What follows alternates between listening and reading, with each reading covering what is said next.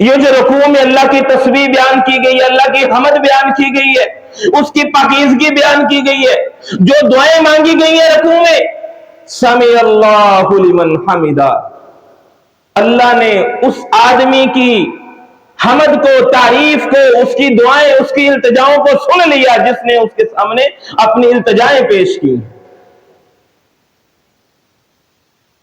یعنی رکوع کی حالت میں جاتے ہوئے، رکوع سے سر اٹھاتے ہوئے نبی علیہ الصلوۃ والسلام رفع الیدین فرماتے ہیں، اور اس کے بعد قوما۔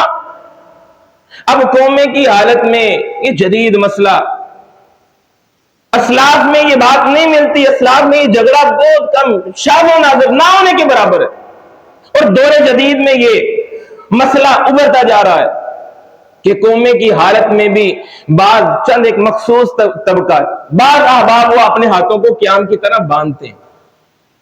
اس کے بارے میں قرآن و سنت سے کوئی صریح حدیث روایت، کوئی صریح شاہد موجود نہیں ہے، کوئی دلیل صریح طور پہ موجود نہیں ہے۔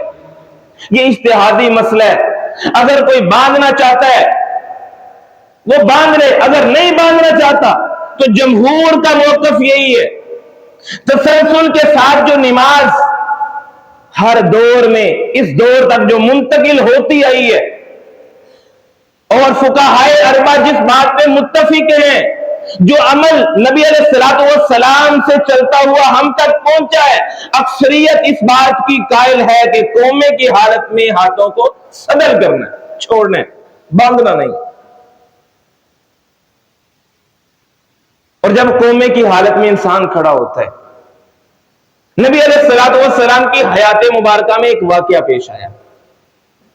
اب ہمارے بعض احباب اس حالت میں کوئی دعا نہیں پڑھتے، سمع اللہ لمن حمدہ ربنا ولک الحمد کہہ کے فوراً سجدے میں چلے جاتے ہیں۔ اب یہ حدیث مبارکہ سماعت فرمائیے، صحیح بخاری کی حدیث نمبر 799 ہے،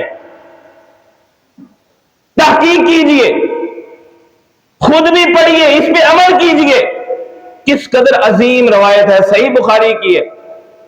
سیدنا رافع بن رافع رضی اللہ تعالیٰ عنہ بیان کرتے ہیں کہ ایک دن نبی علیہ الصلوۃ والسلام نماز پڑھا رہے تھے کہ میں آیا، لیٹ ہو گیا، تاخیر سے مسجد میں پہنچا، نماز کی حالت میں نبی علیہ الصلوۃ والسلام کے ساتھ مل گئے، اور جب آپ رکوع سے بلند ہوئے، آپ نے سمیع اللہ لمن حمدہ فرمایا تو صحابہ کرام نے بھی اپنے سروں کو بلند کیا۔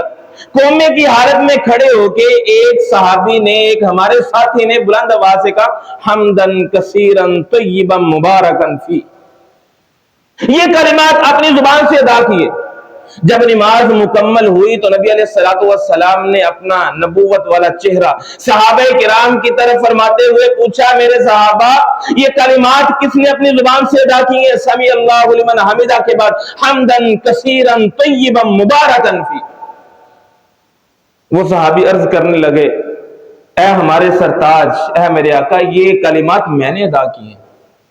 آپ نے فرمایا کہ اللہ تعالیٰ نے میرے لیے وہ معاملہ ظاہر کر دیا، میں نے دیکھا کہ 30 سے زائد فرشتے ان کلمات کو لکھنے کے لیے ایک دوسرے سے سبقت لے جانا چاہتے ہیں۔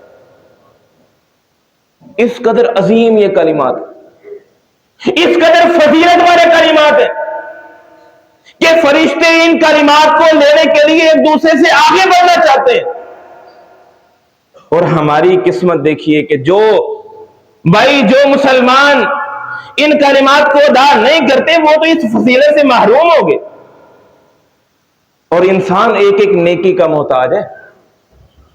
ابھی اس بات کی قدر محسوس نہیں ہو رہی، اس سوچ سے، اس بات کی اہمیت کا اندازہ لگائیے کہ ابھی ہمارے معاشرے میں اس دور میں کس بات کی، کس چیز کی ویلیو ہے؟ کرنسی کی، وہ ڈالر کی شکل میں ہو، وہ درہم کی شکل میں ہو، وہ دینار کی شکل میں ہو، وہ روپے پیسے کی شکل میں ہو، ہر انسان اس کو حاصل کرنے کی کوشش کر رہا ہے، حلال و حرام کی تمیز کے بغیر۔ اور قیامت کے دن کون سی کرنسی ہوگی؟ نیکیوں کی۔ یہ کرنسی قیامت کے دن ہر انسان حاصل کرنے کی کوشش کرے گا، اور قرآن و حدیث میں اس بات کا تذکرہ موجود ہے کہ اگر اس دن انسان کے پاس دنیا وما فیہا زمین و آسمان کے برابر بھی مال و دولت ہوگا تو وہ چاہے گا اللہ مجھ سے یہ لے لے اور مجھے نیکیاں دے دے. اس دن یہ مال و دولت کا کوئی فائدہ نہیں ہوگا. اگر آپ تک نبی علیہ الصلوۃ والسلام کی ایک صحیح سنت پہنچ چکی ہے تو آپ فوراً عمل کیجئے. اور قیامت کے دن جب انسان اپنے پروردگار کی بارگاہ میں کھڑا ہوگا تو جہاں اسے بے شمار سوالات کے جواب دینے ہوں گے، وہاں ایک سوال یہ بھی ہوگا، ہاں میرے بندے بتا، جو تجھ تک میرا علم پہنچا تھا، میرے محبوب پیغمبر کی تعلیمات پہنچی تھی، کتنا عمل کر کے آیا ہے، کتنا عمل کیا. وہاں کوئی عذر نہیں ہوگا، وہاں کسی کی بات نقل کرنے کی جرت کوئی نہیں کرے گا کہ فلاں یہ کہتا تھا، فلاں یہ کہتا تھا، فلاں یہ کہتا تھا. خود بھی تحقیق کیجئے، صحیح بخاری کی روایت ہے، 799 نمبر ہے اس کا، حمدن کثیرن طیبا مبارکن فی. اگر یہ کلمات آپ کو یاد نہیں ہے تو یاد کیجئے. اس کے بعد نبی علیہ الصلوۃ والسلام سجدے کے لیے جھک جایا کرتے تھے، اور سجدے میں جاتے ہوئے بعض احباب پہلے گھٹنے رکھتے ہیں، پھر اپنے ہاتھوں کو زمین پہ رکھتے ہیں، اسی طرح ناک کو، پھر بعد میں پیشانی کو رکھتے ہیں. نبی علیہ الصلوۃ والسلام، متفق علیہ روایت ہے، نبی علیہ الصلوۃ والسلام کا طریقہ بیان کرتے ہوئے صحابی بیان کرتے ہیں کہ آپ علیہ الصلوۃ والسلام جب سجدہ کرتے، آپ نے صحابہ کرام کو حکم فرمایا، اذا سجد احدکم فلا یبرک کما یبرک البعیر. اے میرے صحابہ، جب تم میں سے کوئی ایک سجدہ کرے تو اس طرح نہ جھکے، اس طرح نہ زمین پہ گرے، اس طرح اپنے گھٹنوں کو زمین پہ نہ لگائے جس طرح اونٹ لگاتا ہے.